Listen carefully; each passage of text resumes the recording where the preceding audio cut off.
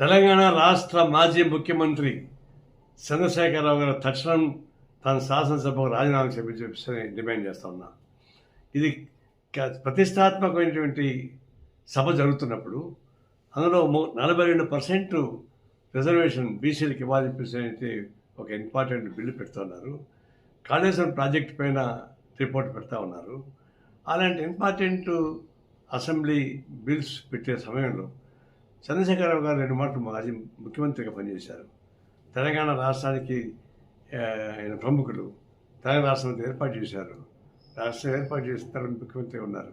అంత ప్రముఖ పాత్ర అయినట్టు మీరు గెలిచిన తర్వాత ప్రజలను మోసం చేస్తూ మీరు ప్లాన్ బోర్డులో పడుకొని ఈ నాటకాలు ఆడడం ఏంటి? కానీ దానివల్ల మీరు బాధ్యతాయుత స్థానంలో ఉండి అసెంబ్లీకి రాకపోవడం ఇవన్నీ చూస్తుంటే మీరు తక్షణం రాజీనామా చేయడం అవసరం చెప్పేసి మేము డిమాండ్ చేస్తున్నాం. అదే సందర్భంలో రాష్ట్ర ముఖ్యమంత్రి 42% బీసీ రిజర్వేషన్ బిల్లు పెట్టడానికి కావాల్సిన బిల్లు పెట్టారు. దాన్ని పాస్ చేస్తున్నారు. దీన్ని కేంద్రానికి పంపిస్తున్నారు. ఇవన్నింటినీ కూడా సిపిఐ నుంచి రాష్ట్ర ముఖ్యమంత్రి రేవంత్ రెడ్డి గారికి అభినందన తెలియజేస్తా ఉన్నాను.